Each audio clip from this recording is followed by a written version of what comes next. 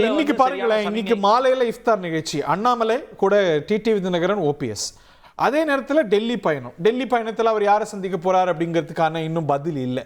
So இதெல்லாம் என்ன சொல்லுது? இணைப்பு பற்றி இணைத்தே பார்க்கப்படும். ஏன்னா 2021 நடந்த டெவலப்மெண்ட்ஸோடு சேர்த்து இதை நம்ம பொருத்தி பார்க்கணும்னு தான் நான் நினைக்கிறேன். 2021 இதே போன்ற ஒரு சூழலில் சில எக்ஸ்சேஞ்சஸ் இருந்தது அவர்களுக்குள்.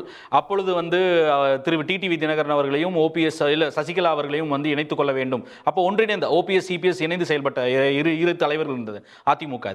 அப்போ அவர்களையும் ஒன்றிணைத்து செயல்பட வேண்டும் என்று அமித்ஷா வலியுறுத்தியது. அதை மறுதளித்து திரு எடப்பாடி பழனிசாமி அவர்கள் இரட்டை தலைமையோடு தான் நாங்கள் பயணிப்போம், டிடிவி தினகரனுக்கும் சசிகலா அவர்களுக்கும் இடமில்லை என்று ஆணித்தரமாக அவர் அழுத்தம் திருத்தமாக சொன்னது. அந்த நிலை இன்று மாறுமா?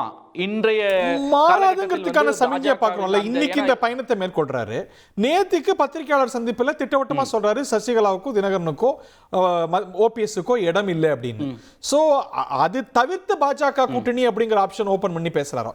பிஜேபியோட நம்ம பேசலாம், பட் ஆனா இவங்களுக்கும் சேர்க்கணும்னு சொல்லாதீங்கிறது அவரோட நிலைப்பாடா இருக்குமா?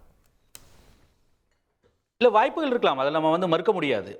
ஒரு அதிமுகவோடு இருக்கக்கூடிய கூட்டணி தான் முக்கியம். பாஜக பார்வையில் அதிமுகவோட கூட்டணி தான் பிரதானமே ஒழிய ஓபிஎஸ் அவர்களை சசிகலா அவர்களை மீண்டும் இணைக்க வேண்டும், இல்லை அவர்களுக்கு அவர் மீண்டும் ஒரு வாய்ப்பு அளிக்கப்பட வேண்டும் அப்படின்றது அவங்களுடைய ரிஹாபிலிட்டேஷன் அப்படின்றத பிரதானமாக பாஜக பார்வையில் இருக்காது. அது அன்லஸ் அது ஒரு தேர்தலில் ஒரு பெரிய தாக்கத்தை ஏற்படுத்தும், அவர்களுடைய வருகையும் இல்லை ஒன்றிணைவும் பெரிய ஒரு வாய்ப்பை உருவாக்கும் பாஜக அதிமுக கூட்டணிக்கு என்று பாஜக தேசிய தலைமை நம்பினாலே ஒழிய அந்த புள்ளியை நோக்கி ஒரு நிர்பந்தமோ இல்ல நகர்த்துவதற்கோ பாஜக தலைமை ஒரு சில வாரங்களுக்கு முன்னாடி இந்த விஷயத்தை அண்ணாமலை அட்ரஸ் பண்ணத பார்த்தோம்ல. இவங்க எல்லாம் எங்களை நம்பி வந்திருக்காங்க, என்டிஏவை நம்பி வந்தவங்கள நாங்க விட்டுற மாட்டோம் அப்படின்னு டிடிவி தினகரனையும் ஓபிஎஸ்ஸையும் சொல்றார். சோ அது அவங்க பப்ளிக்கா கமிட் வேற பண்ணிட்டாங்க பாஜக மாநில தலைவர் மூலமா. சோ அந்த பொசிஷன்ல இருந்து பின்வாங்க முடியுமா? இல்ல, அதற்கு நீங்க கட்சியோட இணைப்பு நடக்கணும்ன்ற தேவையில்லையே. திரு டிடிவி தினகரன் ஆல்ரெடி தனி கட்சி அமைத்து பயணிச்சுட்டு இருக்கக்கூடியவர். அதற்கு ஒரு என்டிஏ கூட்டணியில் அவர்கள் ஏற்கனவே நாங்க என்டிஏல இருக்கணும்னு பிரகடனப்படுத்திட்டாங்களே. திரு ஓபிஎஸ் அவர்களோ திரு டிடிவி தினகரோ அந்த கட்சியின் அந்த கூட்டணியில் தானே போட்டியிட்டாங்க. அவர்கள் பயணிக்கலாம். என்டிஏ உடைய அங்கமா ஓபிஎஸ் அதே கூட்டணியில இவர் அப்படின்னா அதுல ஒரு நெருடல் அவங்க தொடர்ந்து பார்க்க மாட்டாங்களா? அதுவும் இல்லாம சமரசத்திற்கு முன்வருகிறார் அப்படின்றத நம்ம புரிஞ்சுக்கணும். ஒரு சமரசத்திற்கு திரு எடப்பாடி அவர்கள் முன்வருகிறார். கட்சியில மீண்டும் இணைவதோ இல்ல பொறுப்புகள் கேட்பதோ அதிமுக பலப்படுவதோ அப்படின்னு ஒன்றிணைவு என்பதை புள்ளிக்கு நகராமல் குறைந்தபட்சம் தன்னுடைய பொதுச் செயலாளர் பதவி தன்னுடைய இருக்கக்கூடிய அதிமுக என்பதற்கு அச்சுறுத்தல் வராமல் அவர்கள் என்டிஏவில் பயணிப்பதில் அவருக்கு என்ன பிரச்சனை இருக்க போகுது? ஏனால் இது நிச்சயமாக அவர் விருப்பப்பட்டு செய்தாரா என்பது ஒரு முதல் கேள்வி. ஆனால் இந்த நிலையில் அதிமுக தள்ளப்பட்டிருக்கா இல்ல பயணிச்சிருக்கா அப்படின்றது ஒரு விஷயம் இருக்கு.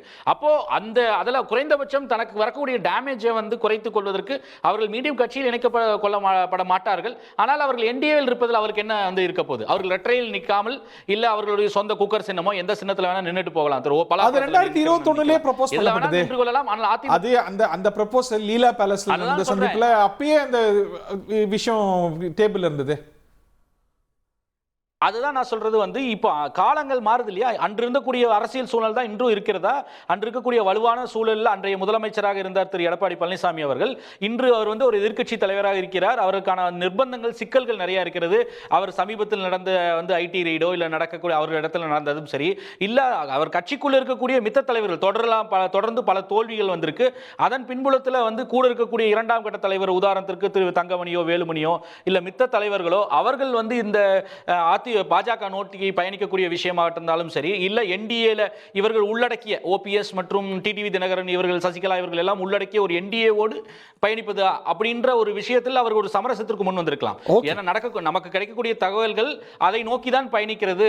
திரு டிடிவி தினகரன் அவர்களையும் சசிகலா அவர்களையும் ஓபிஎஸ் அவர்களையும் கட்சியில் சேர்க்காமல் பயணிப்பதற்கு அவர் தயாராகவே இருக்கிறார். ஆனால் பாஜக தரப்பில் அந்த ஒன்றிணைவுக்கு கூட வாய்ப்புகளை பரிசீலித்து நிர்பந்திக்க முடியுமா என்ற வாய்ப்புகளை எக்ஸ்ப்ளோர் பண்றாங்க. அப்சர்வேஷன் ஏடிஎம்கேவும் பிஜேபியும் நெருங்கி வராங்க, சிங்க்ரனைஸ் ஆயிட்டாங்கன்னு பாக்குறீங்க. பட் டெவில் இஸ் இந்த டீடைல்ஸ்ங்கற மாதிரி இந்த எப்படி யாரை சேர்த்துக்கிறது யாரை விடுறது அப்படிங்கறதெல்லாம் பேச்சுவார்த்தைக்கு உட்படுத்தும் அப்படிங்கிறது உங்க அப்சர்வேஷனா இருக்கு. am I correct?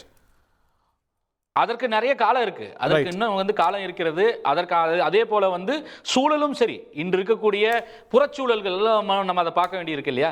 அதை அகச்சூழல் புறச்சூழல் இரண்டையுமே பார்க்கணும். எந்த வகையான நிர்பந்தத்திற்கு உள்ளாக வேண்டிய சூழலில் திரு எடப்பாடி பழனிசாமி இருக்கிறார். அவரோடு இருக்க முன்னாள் அமைச்சர்களாக அந்த 4 ஆண்டுகள் பயணித்தவர்கள் அவர்கள் எது போன்ற சூழலில் இருக்கிறார்கள். அதனால் நிர்பந்தத்திற்கு அடிபணிய வேண்டும்.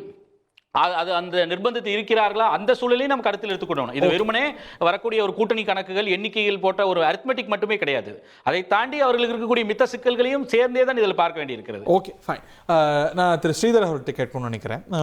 26ல் இல்லை, 29ல் இல்லை அப்படிங்கிற நிலையை பார்த்தோம். அஃப்கோர்ஸ் அரசியலில் எல்லா கட்சிகளும் கூட்டணி அப்படின்னு வரும்போது நிலை மாறாத கட்சிகளே இந்திய அரசியலில், இன்னும் சொல்ல போனால் மல்டி பார்ட்டி டெமோக்ரஸியில் இல்லைன்னு சொல்லலாம். அப்படி கோட்ஸ் அங்கேயும் எல்லா கட்சிக்கும் பிக் பண்ண முடியும். பட் எதை நோக்கி போகிறதா நீங்கள் உங்களோட அனுபவத்திலேருந்து பார்க்குறீங்க? அதிமுகவை நீண்ட காலம் பார்க்குறவர், அதன் மீது அபிமானம் கொண்டவர்ங்கிற அடிப்படையில் அதிமுக வந்து இன்னைக்கு இருக்க ஆஸ் ஆஃப் நவ் இந்த அரசியல் சூழ்நிலை வந்து பெருவாரியான கிராமங்களிலும் சரி, பெருவாரியான நடுத்தர கிராமங்களிலும் சரி, ஊர்களிலும் சரி, நகரங்களிலும் சரி, ஒரு காமன் ஃபைண்டிங் என்ன அப்படின்னா,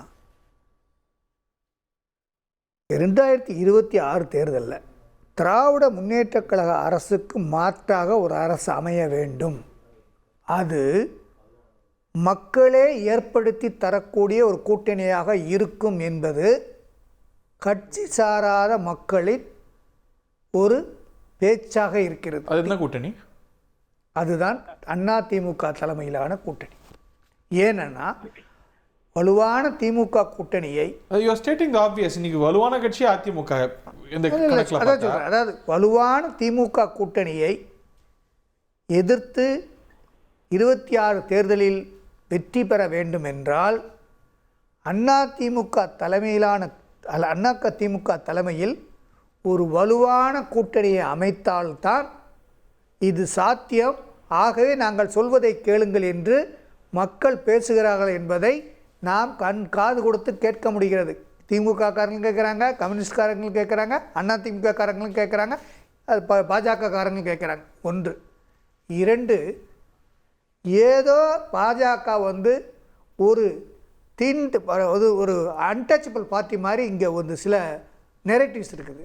நீங்கள் கிராமங்களில் போய் பாருங்கள், 10 வருஷத்துடைய நிலைமையும் இப்போடைய நிலைமையும் யதார்த்தத்தை புரிஞ்சுக்குங்க. எல்லா ஊர்களிலும் பாஜக தன்னுடைய நிலைப்பாட்டை நிலைநிறுத்தி கொண்டிருக்கின்றது. பெருவாரியான வாக்குகள் இல்லாவிட்டாலும் அங்கு வாக்குகள் இருக்கிறது, பூத் வாரியாக வாக்கு இருக்கிறது. அந்த பூத்தில் வேலை செய்வதற்கு ஆட்கள் இருக்கிறார்கள். இதையெல்லாம் கணக்கு போட்டு பார்க்கின்ற பொழுது எந்த ஒரு அரசியல் கட்சியும் எது கொள்கையா வெற்றியா என்பதை மேல் சீர்தூக்கி பார்க்கும். மற்ற 2 கெஸ்ட்டும் விஷுவல்ஸ் பார்க்கல, குரல் தான் கேட்குறாங்க. கார்த்திகேயன் புகழேந்தி சார் இவர் சொல்ல, ஸ்ரீராம் சார் தலையாட்ட கண்கொள்ளா காட்சியா இல்லை. நான் வந்து இங்கே பாருங்க, இல்ல